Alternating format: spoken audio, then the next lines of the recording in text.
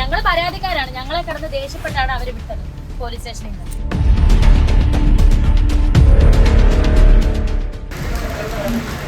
ഇപ്പൊ ഒരു ജീവനല്ല, അതങ്ങ് പോയാലും കുഴപ്പമില്ല. പിന്നെ എന്നാണേലും ഞങ്ങൾക്ക് നീതി കിട്ടിയേ പറ്റത്തുള്ളൂ. ഞങ്ങൾ നേരെ കോർട്ടിൽ പോകും. അത് കോർട്ട് തീരുമാനിച്ചാൽ മതി. പോലീസ് സ്റ്റേഷൻ തീരുമാനിക്കാൻ പറ്റത്തില്ല. പരാതിക്കാരാണ്, പക്ഷെ ഞങ്ങളടുത്ത് ഭയങ്കരമായിട്ട് ഹേർട്ട് ചെയ്ത് സ്ത്രീകൾക്ക് നൽകേണ്ട സ്ത്രീകൾ ഇങ്ങനെ എന്തൊക്കെ എത്ര വലിയ ആളാന്ന് പറയുന്ന ഒരു സ്ത്രീക്ക് സമൂഹത്തിൽ കേൾക്കാൻ പാടില്ലാത്ത കേൾക്കുമ്പോൾ അവർക്ക് ഫ്രസ്ട്രേഷൻ, കാര്യങ്ങൾ, ടെൻഷൻ അങ്ങനെ എല്ലാം കാണും.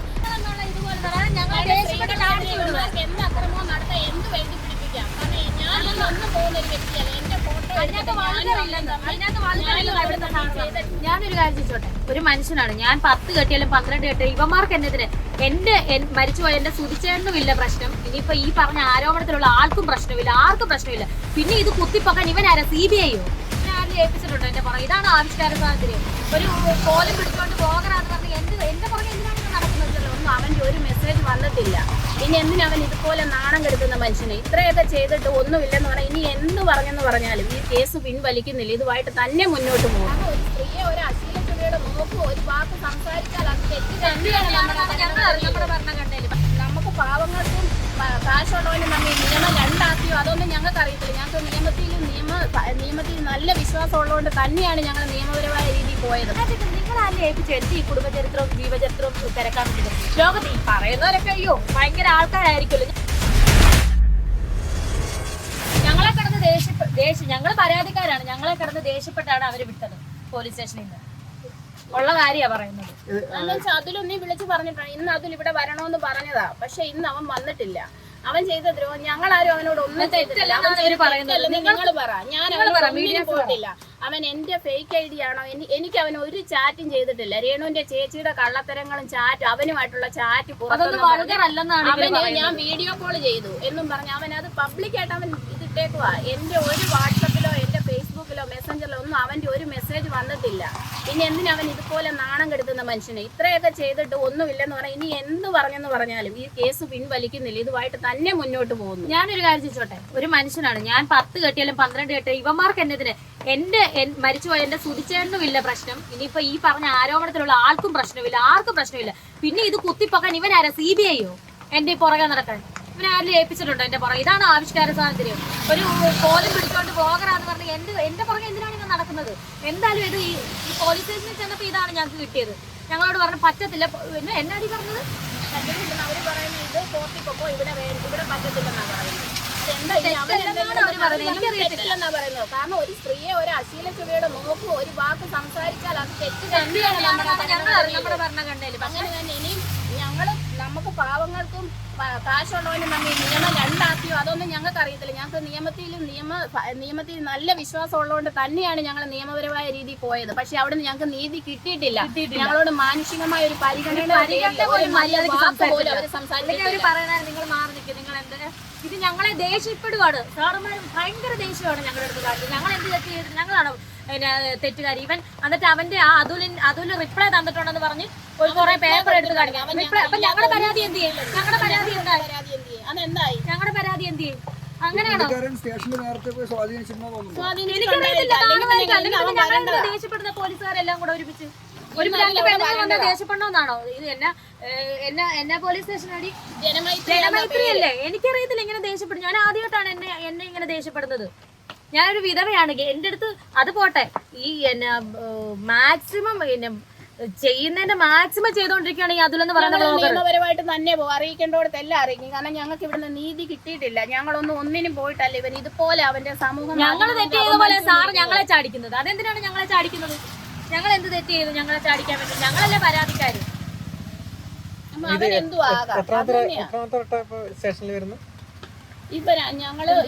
ഞങ്ങള് പരാതി കൊടുക്കാൻ വന്നായിരുന്നു. ഇപ്പൊ ഇത് 2ാമത്തെ പ്രാവശ്യം. ഇന്ന് അവൻ വന്നിട്ടുണ്ടായിരുന്നു. ഇന്ന് അവൻ വരുമെന്ന് പറഞ്ഞിട്ട് ഞങ്ങളൊക്കെ ജോലിക്ക് പോകുന്നവരാ. ലീവ് എടുത്ത് ഇവിടെ വന്നതാ ഇന്ന്. അപ്പൊ ഇന്ന് വിളിച്ച് പറയും വക്കീല് പറഞ്ഞു അവനോട് പോകണ്ട. നിങ്ങൾക്ക് വക്കീലില്ലേ? നമുക്കത് അറിയത്തില്ല. കാരണം നമ്മൾ ഇങ്ങനെ നിയമപരമായിട്ട് പോയി. ഇത് എന്താണ് നമ്മളോട് അന്ന് ഇവിടെ ഒന്നും പറഞ്ഞില്ല. ഇന്ന് വരാൻ മാത്രമേ പറഞ്ഞിട്ടുള്ളൂ. വന്നപ്പോഴാണ് ഇവർ പറയുന്നത് ഇത് ഇവിടെ പറ്റത്തില്ല, നിങ്ങൾ കോടതി പൊക്കോളാൻ. അങ്ങനെ തന്നെ തീരട്ടെ. ഏതായാലും എന്ത് പറഞ്ഞെന്ന് പറയുന്നത് പിന്മാറുന്നില്ല. കാരണം അതുപോലെ ശരിക്കും ദേഷ്യപ്പെട്ടാണ് വിട്ടത്. അത് എനിക്കറിയത്തില്ല അത് എന്തുകൊണ്ടാണ്. ഞങ്ങളെ ഞെട്ടിപ്പോയി. ഞങ്ങളടുത്ത് ദേഷ്യപ്പെടും. ഞങ്ങൾ പരാതിക്കാരാണ്. പക്ഷെ ഞങ്ങളടുത്ത് ഭയങ്കരമായിട്ട് ഹേർട്ട് ചെയ്ത് സ്ത്രീകൾക്ക് നൽകേണ്ട സ്ത്രീകൾ ഇങ്ങനെ എന്തൊക്കെ എത്ര വലിയ ആളാന്ന് പറയുന്നത് ഒരു സ്ത്രീക്ക്. കാരണം സമൂഹത്തിൽ കേൾക്കാൻ പാടില്ലാത്ത കേൾക്കുമ്പോൾ അവർക്ക് ഫ്രസ്ട്രേഷൻ, കാര്യങ്ങൾ, ടെൻഷൻ അങ്ങനെ എല്ലാം കാണും. അത് തെറ്റല്ലെന്നാണ് അവർ പറഞ്ഞത്. ഉദ്യോഗസ്ഥർ പറഞ്ഞ തെറ്റല്ലെന്നാണ് പറഞ്ഞത്. എന്തുകൊണ്ടാണ് പറഞ്ഞത് എനിക്കറിയത്തില്ല. ഒരു മര്യാദയ്ക്ക് സംസാരിക്കാൻ നിങ്ങൾ വിഷമിക്കുന്ന ആ ഒരു വാക്കാണ് നമ്മൾ ജനമൈത്രിയിൽ പറയുന്ന ഇടത്തുനിന്ന് പ്രതീക്ഷിക്കുന്നത്. ചങ്ങനാശ്ശേരി വക്കീലിനെ കണ്ടിട്ട് ഒരു നിയമോപദേശം തേടായിരുന്നു. എനിക്ക് ദേഷ്യപ്പെട്ട് ഞങ്ങളുടെ അടുത്ത്. അത് എന്തുകൊണ്ടാണെന്ന് എനിക്ക് അറിയത്തില്ല. അത് എന്താണ് സംഭവം. ഞങ്ങൾ പരാതിക്കാരാണ്. പക്ഷെ ഞങ്ങൾ ദേഷ്യപ്പെട്ട എന്തിനാന്ന് ഞങ്ങൾക്ക് അറിയത്തില്ല. അതാണ് ഞാൻ ചോദിക്കുന്നത്. എന്തിനാണ് ഞങ്ങളുടെ കറക്റ്റ് രീതിയിൽ തന്നെയാണ് ഞങ്ങൾ ചെയ്തത്. അതുകൊണ്ട് ഇത് കണ്ടിട്ടൊന്നുമല്ല രേണുസുതി കാര്യം. നമുക്കൊരു നിയമത്തിന് നമ്മൾ എന്താ പറയാ ബഹുമാനിക്കുന്നോണ്ടാണ് നമ്മൾ പോയത്. നമ്മൾ അവിടെ പരാതി കൊടുത്തു. അപ്പൊ നമ്മുടെ അടുത്ത് ദേഷ്യപ്പെടുമ്പോ നമ്മൾ പെണ്ണുങ്ങളാണ്. ഒരു എന്താ ജോസ് നിന്ന് ദേഷ്യപ്പെടുവാണ്. ഭയങ്കരമായിട്ട് ഷൗട്ട് ചെയ്യുവാണ്. എന്ത് കാരണം എന്ന് ഞങ്ങൾക്ക് അറിയത്തില്ല. അതുലിനെ പൊക്കി എടുത്ത് പറയുക. വന്നിട്ട് ഞങ്ങളല്ലേ പരാതിക്കാര് അല്ലേ? ഞങ്ങൾക്ക് നീതി വേണ്ട. പിന്നെ നിങ്ങൾക്ക് ഒരു വക്കീലിനെ കണ്ടിട്ട് നിയമോപദേശം തരായിരുന്നില്ല ആദ്യം? കണ്ട് സംസാരിച്ചു. കാരണം നമ്മള് നിയമത്തെ പഴിക്കാനൊന്നും നമ്മൾ ആളല്ല. നമ്മൾ അത് അനുശാസിക്കുന്ന പോലെ തന്നെയാണ് ജീവിക്കുന്നത്. പരാതി കൊടുത്തു. അതിന്റെ പ്രകാരം ഷൂട്ടുള്ളത് ഞാൻ അവനിവിടെ വന്നായിരുന്നു കഴിഞ്ഞ ദിവസം. കുറെ പെണ്ണുങ്ങളുണ്ടല്ലോ അവനെ വിളിച്ച് പറയാൻ വേണ്ടിട്ട്. ഞാൻ ചോദിക്കുന്നത് നിങ്ങളല്ലേ ഏൽപ്പിച്ചു എന്റെ ഈ കുടുംബചരിത്രവും ജീവചരിത്രവും തിരക്കാൻ വേണ്ടിട്ട്. ലോകത്ത് ഈ പറയുന്നവരൊക്കെ അയ്യോ ഭയങ്കര ആൾക്കാരായിരിക്കുമല്ലോ. ഞാനൊരു കാര്യം ഈ 10 കെട്ടിലും വന്ന് ഞാൻ ഈ നാളെ 10 കെട്ടിലും വന്ന് നിങ്ങൾക്ക് എന്താ നിങ്ങൾക്ക് ആരെങ്കിലും ഏൽപ്പിച്ചിട്ടുണ്ടോ എന്റെ ഈ പുറകെ നടക്കാൻ വേണ്ടിട്ട്? CBI പോലെ ഈ അതിലൊന്ന് പറയുന്നവനെ ഏൽപ്പിച്ചിട്ടുണ്ടോ? പിന്നെ ഏതോ ഒരു ആരോപണത്തിൽപ്പെട്ട ആളുടെ പേരും പറഞ്ഞ് ആളുടെ അടുത്ത് ചോദിച്ചാൽ ആള് പറയാം എനിക്കറിയത്തില്ലെന്ന് പറയാം. അങ്ങനത്തെ ആളുടെ അടുത്ത് വരെ പോയേക്കോ ഓരോരുത്തര്. ഈ പറയുന്ന വ്ളോഗേഴ്സൊക്കെ. ഈ അതിലെന്ന് പറയുന്നവൻ എന്തേലും കിട്ടുമോ എന്നറിയാം. അവർ ഓടിച്ചെന്നാ ഞാൻ അറിഞ്ഞത്. കാര്യങ്ങൾ പറയാൻ വേണ്ടി അല്ലേ നമ്മള് കാര്യങ്ങൾ തീരുമാനിക്കാതെ പറഞ്ഞോളാൻ പറഞ്ഞു. കാരണം ഞങ്ങൾ അതുപോലെ വിഷമിച്ചാണ് അവിടുന്ന് വന്നത് പോലീസ് സ്റ്റേഷനിൽ നിന്ന്. നല്ലതായിട്ട് ദേഷ്യപ്പെട്ടു ഞങ്ങളുടെ അടുത്ത്. അല്ല, ഈ പരാതി കൊടുക്കാൻ പോകുന്നതിന് മുന്നേ ഇതിന്റെ സാധ്യതകൾ വക്കീൽ പറഞ്ഞു തന്നിരുന്നു. എന്തൊക്കെ പരാതി കൊടുക്കാൻ പറ്റും, അതിനുള്ള വകുപ്പുണ്ടോ? കണ്ടില്ല. ഞങ്ങള് ഇത് ഓൺലൈനായിട്ട് മുഖ്യമന്ത്രിക്കാണ് പരാതി കൊടുത്തത്. അത് DGPയുടെ ഓഫീസിൽ വന്നിട്ട് അത് ഇങ്ങോട്ട് ഫോർവേഡ് ചെയ്യുമായിരുന്നു. ഇവിടുന്നാണ്. അപ്പൊ നമുക്ക് നമ്മുടെ കേസ് ആരാണോ ഇൻവെസ്റ്റിഗേഷൻ നടക്കുന്നത് ആ സാറിന്റെ പേര് സഹിതമാണ് നമ്മുടെ മൊബൈലിലേക്ക് അവിടുത്തെ റെസിപ്റ്റ് വരുന്ന കൂടെ. അതിൽ മനോജ് PP ആദ്യം സിബി മോൻ എന്ന് പറഞ്ഞൊരു സാറാണെന്ന് പറഞ്ഞാൽ പിന്നെ അത് മാറ്റി രണ്ടാമത്തെ റെസിപ്റ്റ് വന്നപ്പോൾ അതിൽ മനോജ് PP എന്ന്. പക്ഷെ ഞങ്ങൾ ഇന്ന് വരെ ഇവിടെ വന്നിട്ട് ഈ മനോജ് PP എന്ന് പറഞ്ഞ സാറ് ഞങ്ങളെ ഫോൺ ചെയ്ത് വിളിച്ചിട്ടുമില്ല. ഞങ്ങൾ ഇതുവരെ ആ വ്യക്തിയെ കണ്ടിട്ടുമില്ല. ഞങ്ങൾ 2 പ്രാവശ്യം വരുമ്പോഴും ഇവിടെ CA ആണെന്ന് തോന്നി, ഞാൻ പേരറിയില്ല, ആ ആൾ ഇതുവരെ ഞങ്ങളെ കോൺടാക്ട് ചെയ്തിട്ടില്ല. അപ്പം നിയമവും ഇതൊക്കെ എന്നതാന്നാ ഇപ്പൊ വിചാരിക്കുന്നത്. ആരുടെ കൂടെ നിൽക്കുന്നത്? സാറന്മാർക്ക് മര്യാദക്ക് ഞങ്ങൾ 2 പെണ്ണുങ്ങൾ മാത്രമാണ് പോയത്. ഞങ്ങളുടെ പപ്പായ്ക്ക് വയ്യാത്തോണ്ട് ഈ ഇതെല്ലാം കേട്ട് പുള്ളിക്ക് എന്തുവാ പപ്പായ്ക്ക് എന്നെ അസുഖം 2 സർജറി അറ്റാക്ക് 2 പ്രാവശ്യം കഴിഞ്ഞ് 2 സർജറിയും കഴിഞ്ഞിട്ടിരിക്കുന്ന മനുഷ്യൻ. ഞാൻ ഡീറ്റെയിൽ ഇവിടെ നേഴ്സാണ്ട് ഇവർക്ക് എല്ലാ കാര്യങ്ങളും അറിയാം. ഞാൻ എനിക്ക് ഡീറ്റെയിൽ എന്ന് പറയാം. പപ്പായ്ക്ക് സർജറി കഴിഞ്ഞിരിക്കുക എന്നൊക്കെ അറിയാം. അതല്ലാണ്ട് ഡീറ്റെയിൽ ആയിട്ട് എനിക്ക് പറയാൻ അറിയത്തില്ല. പിന്നെ ഇവർക്ക് മാന്യമായിട്ട് പറയാലോ. നിങ്ങൾ അല്ലേ നിങ്ങൾ പോയി ബാക്കി കോടതി. ഇത് ഞങ്ങളെ ഇട്ട് ചാടിക്കുവാണ്. അത് എന്തുകൊണ്ടാണ് ഞങ്ങളെ ചാടിച്ചത് അതറിയണം. ഒരു പോലീസുകാരൻ ശരിക്കും വിട്ട് ചാടിക്കുവാണ് ഞങ്ങളെ. അതെന്താണെന്ന് ഞങ്ങൾക്ക് അറിയണം. പേരൊന്നും അറിയത്തില്ല. അതിന് സ്വാധീനം ഉണ്ടായാലും അതിൽ എന്തെങ്കിലും സ്വാധീനം ഇവർക്ക് കൊടുത്തിട്ടുണ്ട് അതൊന്നും ഞങ്ങൾക്കല്ല. ഒരു സ്ത്രീക്ക് ഈ സമൂഹം നമ്മുടെ ഭരണഘടനയിൽ നൽകുന്ന മാനുഷികമായ പരിഗണന ഞങ്ങൾക്ക് ഇത് കിട്ടിയേ പറ്റത്തുള്ളൂ. അല്ലെങ്കിൽ വെറുതെ പറയുന്നതല്ല. നമുക്കൊരു ജീവൻ എന്ന് പറഞ്ഞ് ഇപ്പൊ ഞങ്ങൾക്ക് മനസ്സിലായി. ആ ജീവൻ അങ്ങ് പോയാൽ പോട്ടെ. കാരണം നീതി കൽപ്പിച്ചത് അതിനു വേണ്ടി തന്നെയാ. അതിന് എവിടം വരെ പോണെങ്കിലും. കാരണം അതുപോലെ ഞങ്ങളിപ്പോ സമൂഹത്തിന് മുമ്പ് വേറെ നികൃഷ്ടരായ രീതിയിലാണ് ഈ അതില്. പിന്നെ അവന്റെ കൂടെ ഇപ്പൊ ഒരാളും കൂടെ ഉണ്ട്, ഡാൻസ് സത്യൻ. അവനാണ് പിന്നെ ഇട്ടോണ്ടിരിക്കുന്നത്. അതിന് ഇടാൻ പറ്റത്തില്ലല്ലോ ഇനി. അതിനോട് പറഞ്ഞിട്ടുണ്ട് ഇനി ഇടാം. അതുകൊണ്ട് കഴിഞ്ഞ ദിവസം വന്നപ്പോ ഇനി ഇടുന്നില്ല. അപ്പൊ ആ കാര്യങ്ങൾ ഇവന് പറയാനുള്ള കാര്യം കൂടെ അവൻ ഇടുവാണ്. ഇതെന്നെ ഇടും. ഇത് ഞങ്ങൾ എന്താണ് ചെയ്തത്? അതിനോട് 2 തെറ്റാണ് ചെയ്തത്. ഞാൻ കാപ്പകുത്തിയ പ്രതിയാണോ? അല്ല, ഞാൻ കാപ്പകുത്തിയ പ്രതിയാണോ? ഞാൻ എന്നെ ഇട്ട് ഈ ദ്രോഹിക്കാൻ വേണ്ടിയിട്ട് ഞാനത് സമൂഹത്തിനോട് ചോദിക്കുന്നത്. നെഗറ്റീവ് കമന്റ്സ് ഒക്കെ പോകാൻ പറയാം. അതൊക്കെ ചുമ്മാ, അതൊന്നും നമുക്ക് വിഷയമല്ല. കമന്റ്സ് അല്ല ഇത് വിഷയം. ചുമ്മാ ഇട്ട് എന്റെ മുൻ ഭർത്താവെന്ന് പറഞ്ഞ ഏതോ ഒരാളുടെ ഫോട്ടോ ഇട്ടേക്കുന്നത്. എനിക്കറിയത്തില്ല അത് എന്റെ ആളെ എനിക്കറിയത്തില്ല. ഈ പറയുന്ന ആരോപണത്തിൽ പെടുന്ന ആൾക്ക് പോലും ആൾക്ക് സംസാരിക്കാൻ ഈ ഒരു ബന്ധത്തെ പറ്റി സംസാരിക്കാൻ താല്പര്യം. എനിക്ക് സംസാരിക്കാൻ താല്പര്യമില്ല. എന്റെ സുധിച്ചേട്ടനും സംസാരിക്കാൻ താല്പര്യമില്ലാത്തതുകൊണ്ടല്ലേ ആ സ്റ്റാർ മാജിക്കിൽ ആദ്യമായിട്ട് വന്നപ്പോൾ അദ്ദേഹം ഇൻട്രോ ചെയ്തത്, അത് എല്ലാവർക്കും അറിയാവുന്നതല്ലേ. പിന്നെ ഈ ആർക്ക് പോലും സംസാരിക്കാൻ, ആർക്ക് സംസാരിക്കാൻ, പിന്നെ ആർക്കാണ് ഇത് കുത്തിപ്പൊക്കണമെന്ന് അങ്ങനെ, അത് കുത്തിപ്പൊക്കട്ടെ, ഇതൊന്നും തെറ്റൊന്നും അല്ലല്ലോ. ഞാൻ സമ്മതിക്കുന്നുണ്ടല്ലോ, മീഡിയാസിന് മുന്നിൽ ഞാൻ സമ്മതിക്കുന്നുണ്ടല്ലോ. അവരുടെ ലൈഫ് ഉണ്ടെങ്കിൽ സുധിച്ചേട്ടൻ അറിയാവുന്ന ലൈഫാണ്. പിന്നെ ഇതിനകത്ത് ഈ കുത്തിപ്പൊക്കേണ്ട കാര്യമില്ല ഇവർക്ക്. എനിക്കറിയത്തില്ല. സുധിച്ചേട്ടന്റെ മോനും ഞങ്ങൾക്കൊക്കെ അറിയാവുന്ന കാര്യം തന്നെ. പിന്നെ കുത്തിപ്പോ ഇതിന് മാത്രം ഞാൻ എന്താ കാപ്പ കുത്തിയ പ്രതിയാണോ ഞാൻ? ഈ കടന്ന് എന്നെ ഈ പുറകെ നടക്കാൻ വേണ്ടിട്ട് CBI പോലെ ഇവന്മാര് ഇപ്പൊ ഒരു പരാതി കൊടുത്ത് ഇപ്പം കണ്ടില്ല, ഞങ്ങൾ ഇവിടെ സ്റ്റേഷനിൽ ചെല്ലുമ്പോൾ ഞങ്ങളെ ചാടിക്കുവാണ്, ദേഷ്യപ്പെടുവാണ് ഞങ്ങളുടെ അടുത്ത്, നല്ല രീതിയിൽ ദേഷ്യപ്പെട്ടു ഞങ്ങളുടെ അടുത്ത്. അതില് ചെയ്ത തെറ്റല്ലെന്ന് അവര് അത് തെറ്റല്ലെന്ന് നമ്മൾ പറയുന്നത്. അതെന്തുകൊണ്ടാണെന്ന് ഞങ്ങൾക്ക് അറിയണം. ഒരു പെണ്ണുങ്ങൾക്ക് നീതി, ഒരു പെണ്ണ് കൊടുത്ത പരാതിക്ക് നീതി, അവൻ ചെയ്ത തെറ്റല്ലെന്നാണ് പറയുന്നത്. അവൻ അങ്ങനെ തെറ്റ് ചെയ്തിട്ടില്ലെന്നാണ് പറയുന്നത്. അതാണ് ഞാൻ ചോദിക്കുന്നത്. ഒരു കെട്ട് പരാതിയാണ് കൊടുത്തേക്കുന്നത്. ആ വീഡിയോ മുഴുവൻ നിങ്ങൾക്കറിയില്ല, ഹെഡിങ് വന്ന എന്നാക്കിയാ ഹെഡിങ്, ആ ഹെഡിങ് വെച്ചിട്ടാണ് പരാതി കൊടുത്തത്. എന്നിട്ട് അത് തെറ്റല്ലെന്ന് പറഞ്ഞാൽ ഞങ്ങൾ എന്താണ് ചെയ്യേണ്ടത്? ഇനി ഞങ്ങൾക്ക് നീതി പിന്നെ എവിടെ കിട്ടും?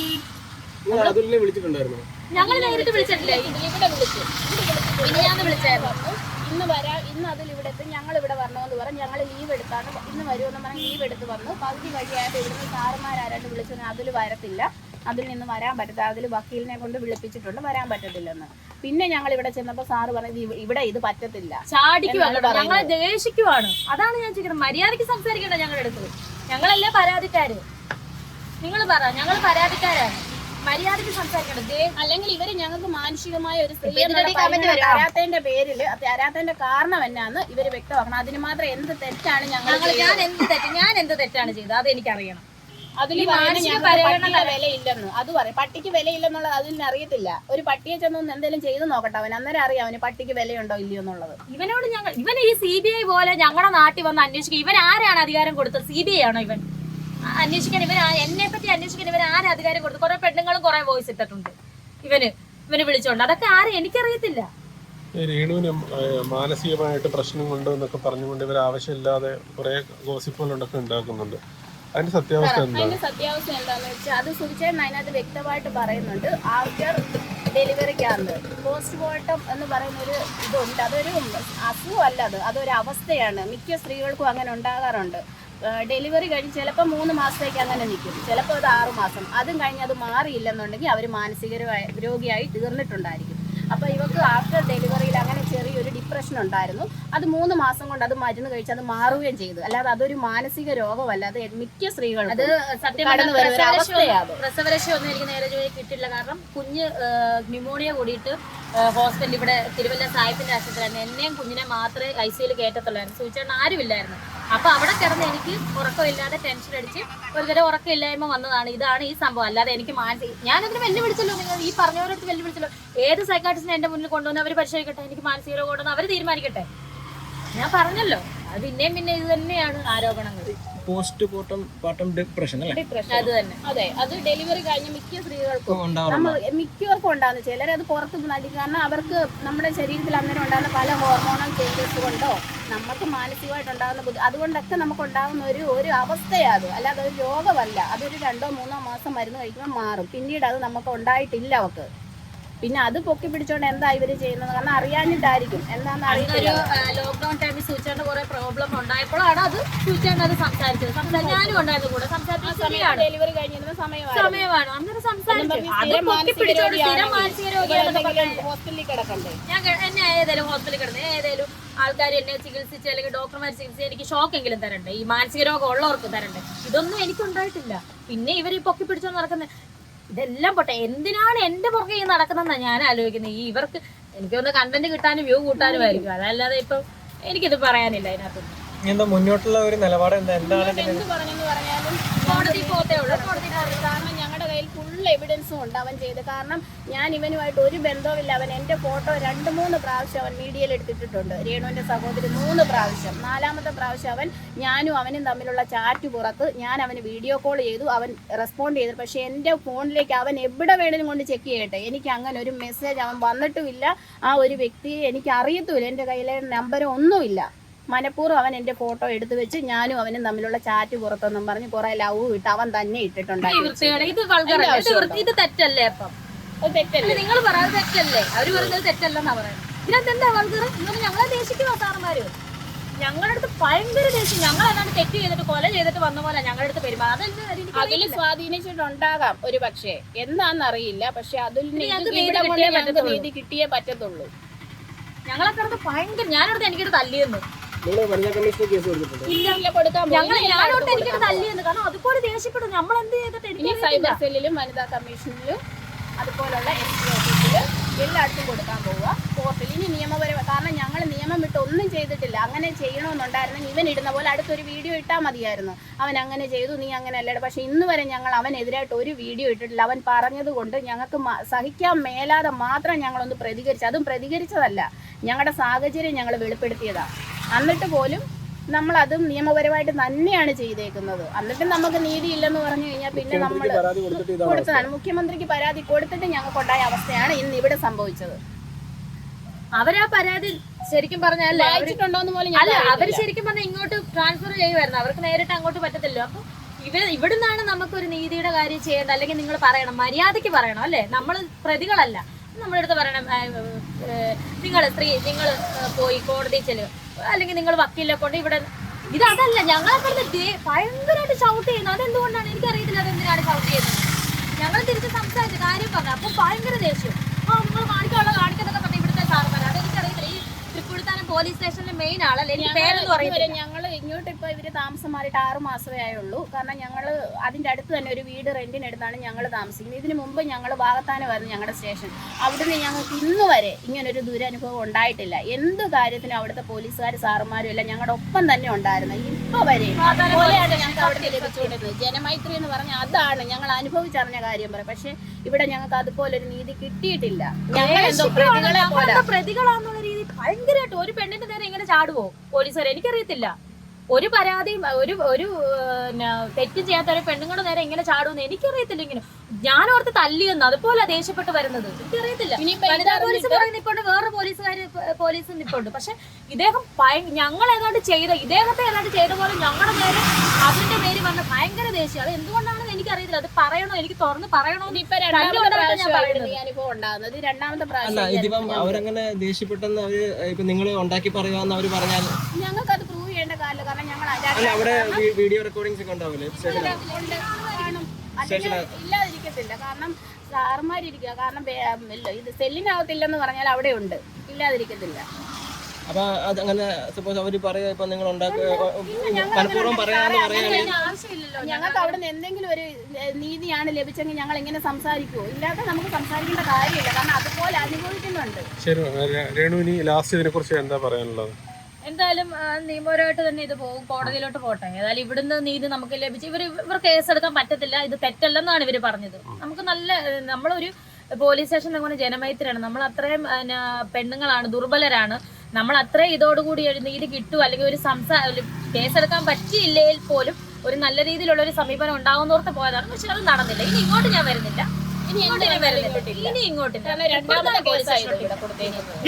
കേട്ടിട്ടുണ്ട്, ഇവരെ പറ്റി പറഞ്ഞു കേട്ടിട്ടുണ്ട്. പക്ഷെ നമുക്ക് ഈ അനുഭവം ഉണ്ടായത് ഇപ്പോഴാണ്. നമ്മളെ നല്ല രീതിയിൽ ഒരുമാതിരി വെറും ക്രിമിനൽസിനോടൊക്കെ സംസാരിക്കുന്നവരാണ് ഞങ്ങളുടെ അടുത്ത് ദേഷ്യപ്പെട്ടത്. ഇനിയിപ്പോൾ പ്രൂവ് ചെയ്യാൻ പറ്റുമെന്ന് എനിക്കറിയത്തില്ല. കാരണം അവിടെ ഇപ്പൊ നിങ്ങൾ പറഞ്ഞ പോലെ അവിടെ ക്യാമറ ഉണ്ടോ ഇല്ലയോ എന്നൊന്നും എനിക്കറിയത്തില്ല. കാണുമായിരിക്കും അല്ലേ, എനിക്കറിയത്തില്ല.